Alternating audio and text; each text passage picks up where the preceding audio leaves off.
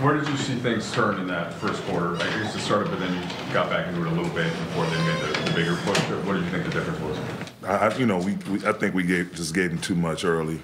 We talked about shifting, showing them bodies. Coming into the game, in the last 10 games, they're #1 points in the paint. We're also 29th in assists. So the biggest thing for us was, trying to be great on the ball and have a ton of support. And I think we gave them too much early in transition, easy drives, drop-offs. And a team gets a rhythm like that, gets their confidence, and next thing you know, everything starts going in for them. They threw in some threes early.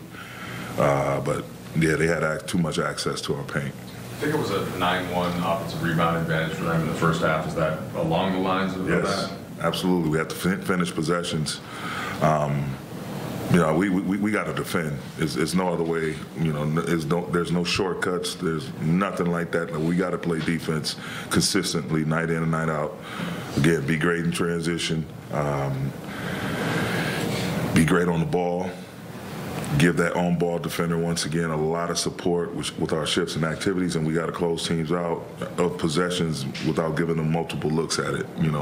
Everybody game rebounding, holding them to one possession, not giving up offensive rebounds, multiple offensive rebounds, and just consistently getting stronger as the game gets longer in those areas. So when you get down 30, how do you kind of balance when you have a game tomorrow night and still let the minor AD have extended minutes? It's tough. It's tough. That's the toughest position to be in. When the game get away from you, but you also have a lot of time left.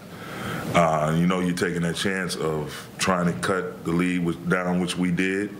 That group of, I think it was D'Lo, Max, Rui, Bron, and Jackson, they really played some good minutes. But the deficit is so huge at that point that you chopping it down, you basically got to play perfect basketball. I think we spotted them like the first 29, 30 minutes. I mean, we made some shots up in between there, but we didn't offer much resistance in terms of stopping them and controlling the ball, keeping the ball out of the paint. The zone helped us a little bit. That helped us dig into the league, chop down some of that deficit. But at the end of the day, it was a you get down 30, you almost have to play perfect basketball to finish out the game. You didn't go back to 80 in the fourth quarter. Was that because of the rhythm that group was in with Jackson at the 5, or was that because of the groin, or a combination of both? It's a combination of both. You find a group that's playing well, had a couple of timeouts to play with, wanted to see how far we could dig into the lead, and They made some plays at the end of the tail end of that run that pretty much secured them the win. And then plus, knowing A is dealing with some physical issues, so being really careful and precautionary about putting them out there. Do we know the plan for LeBron and AD tomorrow? Not as of yet. We'll find something out, I'm sure, later on tonight, tomorrow morning at the latest. I imagine you value Jared Vanderbilt for playing with activity and playing with aggression. Obviously, he got tossed early before getting into it. Dillon Brooks.